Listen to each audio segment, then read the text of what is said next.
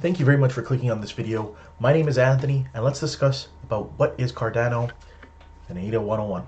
So, if you're new to this channel, definitely consider subscribing, liking, commenting down below. Share this with your family and friends.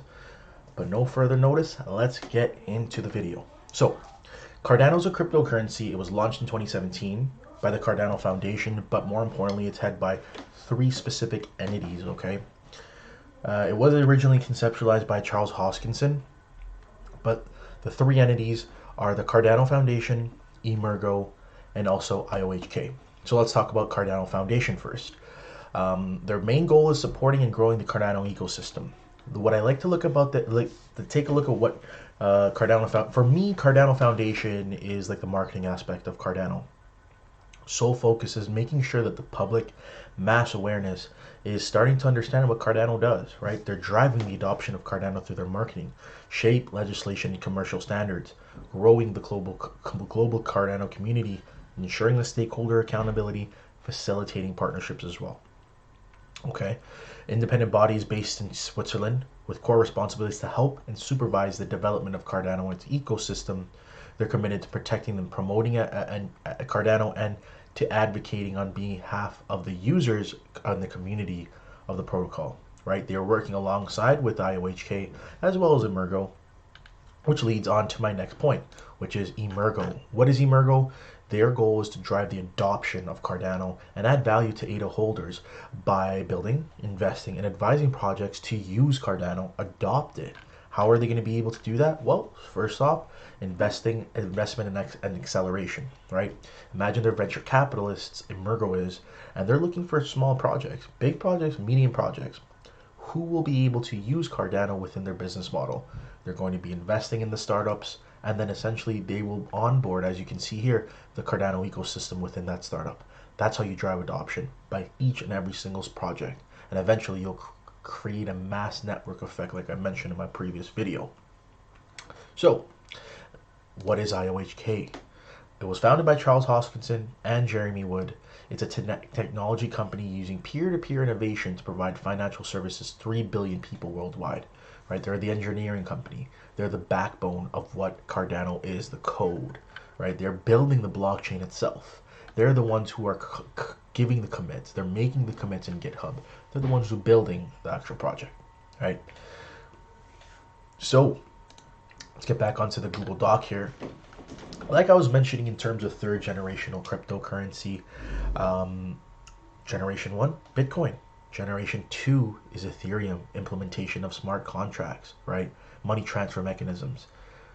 Generational 3 is looking at the positives of both, right? Thinking about the proof of stake, the smart contract aspect, the fact that Bitcoin is the crypto solving the problem of money transfer, right? Double spending problems without a middleman.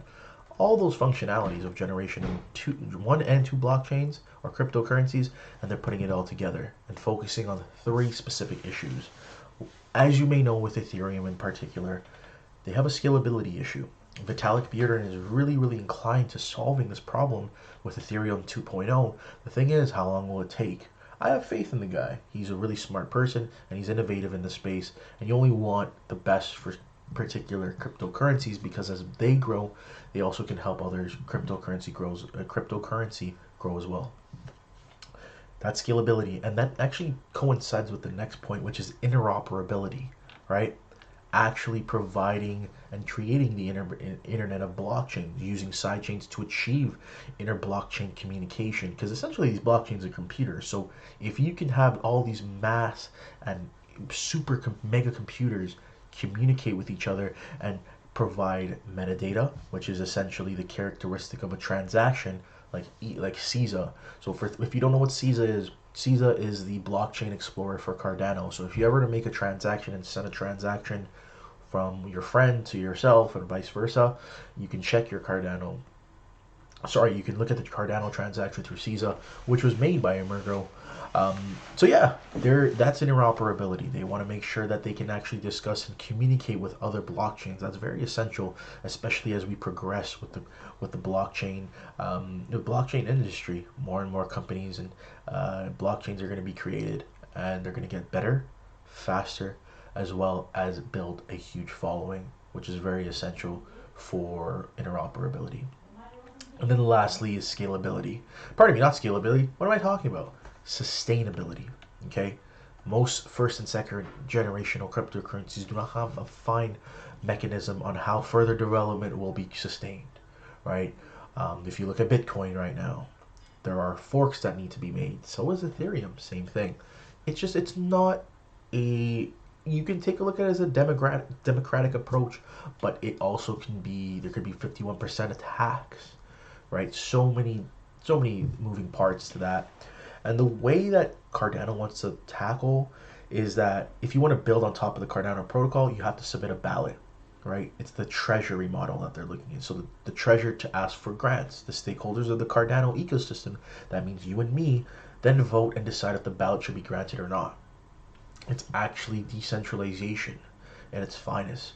The more individuals in the ecosystem, the more it's a little bit more difficult to actually like make changes to that ecosystem. Obviously, there's that point can be a little bit misconstrued. But imagine if it was a really good thing for the Cardano ecosystem for a specific improvement. I'm sure a lot of stakeholders will actually agree upon that, and that'll get done. But if there's something questionable, obviously that will be in question, and more than likely won't. That's all I wanted to say. Additionally, ADA holders will be incentivized to participate in the voting process as well, which leads on to my next point, which is the proof of stake algorithm that I forgot to mention through scalability. It's called Ouroboros, and I'm going to discuss that in regards to the roadmap. I will discuss that a little bit more in detail. But in terms of the functional programming, they use Haskell.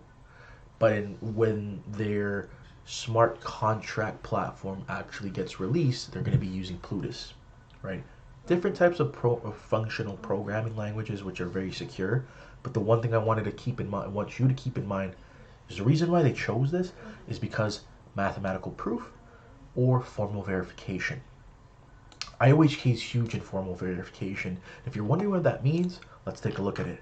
They have been researching since 2017, 2015. I believe he mentioned 2015, but I think it's 2017, where there's so much academic research papers that are being made in terms of the Cardano ecosystem.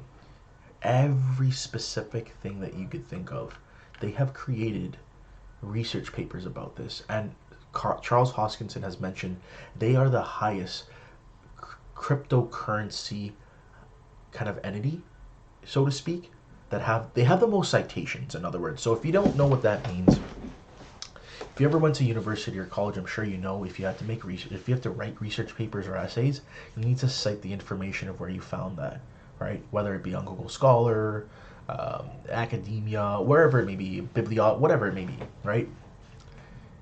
Cardano is becoming the academic research hub, or the precipice of citations. That's so huge in the next 30 to 40 years when you start to look at all the research that they've done. Cryptocurrency adoption, or cryptocurrency changes, so to speak, they'll use the citations that IOHK has researched because it's proven and it's formal verification, like I was mentioning, right? So last point, which is the Cardano roadmap. Let's talk about that. So in this case, Byron, we've already passed that. It's just essentially the introduction of Cardano, introducing in other words, the first incarnation of Cardano, allowing users to buy and sell the ADA cryptocurrency, and introducing Ouroboros. Remember I was mentioning the proof of stake protocol? So Bitcoin, Ethereum, currently right now they're proof of work. What that means is they need miners to facilitate their transactions. Cardano's a little bit different, and how they're going to be kind of changing the game or changing the industry. There's other cryptocurrencies that are using blockchain, proof of stake, an algorithm, is Shelley. It's Shelley.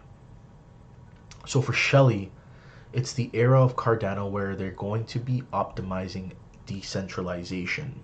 Okay, so it's their first step. So let's just read this. During the Byron era, the network was federated. But as the Shelley era progresses, more and more nodes will shift towards being run by the Cardano community. And you may be wondering, how's that possible, right? As a proof of stake network, users stake their ADA to participate in the network, which means that there is going to be stake pools. Okay, there are going to be individuals, entities, communities who are building their own stake pools, so individuals like you and me can delegate their ADA to validate transactions. What does that mean? As more and more people use and create stake pools, Cardano will be 50 to 100 times more decentralized than any other blockchain network. Why? Because there's so many other stake pools who are validating transactions, and more individuals are using the ecosystem, causing decentralization, right? That's what sold me on Cardano. I just love the aspect of decentralization, where there's one entity who can't control the whole ecosystem. It's the whole ecosystem controls itself, and and like I was mentioning in terms of voting, that's where Shelley comes in as well, right? Obviously Gauguin, Basho, and Voltaire. There's a little bit more, and I'm gonna get into that right now. So currently, right now, we are in the Shelley incentivized testnet. We haven't completed Shelley, and it's been mentioned that it's gonna be by Q1. Potentially Q2 of 2020. Only time will tell. But let's continue on into Gauguin. Gauguin is the implementation of smart contracts. Okay. Now, for those who don't know what smart contracts are, essentially it's like Ethereum, right? Ethereum was the innovation of the cryptocurrency space when they introduced smart contracts, right? It just innovated to use the technology of blockchain and created decentralized applications, right? So Cardano's doing the same thing with Gauguin.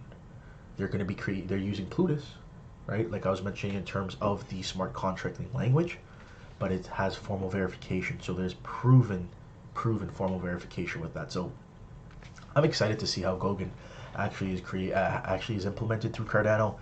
Charles Hoskinson mentioned that they're able to actually just remember we were discussing about interoperability. Individuals who are using Solidity, which is a smart contracting language for Ethereum, they can actually transition from Ethereum to Cardano seamlessly. Can you imagine the use case about that? Like, can you imagine how many users who are using Ethereum right now and are not able to scale? They're facing the issue with scalability, but then they look at Cardano and they're like, wow, they could actually scale because of the testnet. Well, currently right now our testnet, I made a video about this, about the proof of stake algorithm and the stake pools. They've surpassed 1,000 stake pool operators. Okay, that is huge. I believe it's like 35% of ADA has been staked already in the test net. Imagine when it's actually the real main net. How many? Like, it could be half for all I know. Obviously, this is not financial advice, but definitely do your due diligence research. So the work for Gauguin has been underway in parallel with Shelley. I forgot to mention that. As we've been as the Cardano Foundation, IOHK, have been working in Shelley, and also as Gauguin has been being worked upon it as well. So more than likely, Charles Hoskinson has mentioned this. Once Shelley is released, so right after Gauguin will be released as well. So essentially, it's smart contracts. What is Basho? It's the fact of scaling, right? Era of optimization, proving the scalability, interoperability of the network, right? Using and growing the adoption of these applications and making sure that you can actually process with high transaction volumes, right? So overall, the Basho era will see Cardano become one of the most high performance, resilient, and flexible blockchains in the industry. Obviously, we're going to have to see how they're going to be doing that, but they have mentioned about sharding by offloading work from the main chain and actually directing it to other side chains as well, so the main chain doesn't get clogged. Right? I can discuss this a little bit more, but to be honest with you, I have to do my research. But just wanted to show you what exactly is the roadmap. And lastly, Voltaire. Right? Voltaire is, well, remember I was mentioning in terms of voting rights? Well, this is where it comes in, where it's the final pieces required for the Cardano network to become a self-sustaining system where it doesn't need specific entities to actually run Cardano. Currently, right now, it's obviously just creating Cardano what it's meant to be, and that's the introduction for Voltaire. It's the introduction of voting and treasury systems. Network participants will be able to use and stake and voting rights to use their stake and voting rights to influence the future development of the network. That's when Cardano becomes truly decentralized, where their infrastructure can be built or even changed through voting, right? Then you actually have to vote whether or not this is correct or not. And even though there could be one bad apple who says, oh, this is horrible, This is the worst thing that could have happened to. This is obviously speculation, but imagine they have proposed some form of a change to the Cardano ecosystem, and 98% of the users don't agree with it. Obviously, that's not going to happen. But imagine vice versa, where there is a proposal, right? So how they're going to be calling it the Cardano improvement proposals, where they think that 98% of these individuals or stakeholders like you and myself agree upon the change. Obviously, that's going to be done, right? So it's just the process of growing Cardano, and making it a little bit more, making it more decentralized. And that is pretty much the video here today, guys. Just wanted to give you a quick synopsis of what Cardano is. If you have any questions, definitely comment down below. If you enjoyed the video, definitely consider subscribing, liking, commenting. I'm going to be making more videos moving forward. Other than that, take care.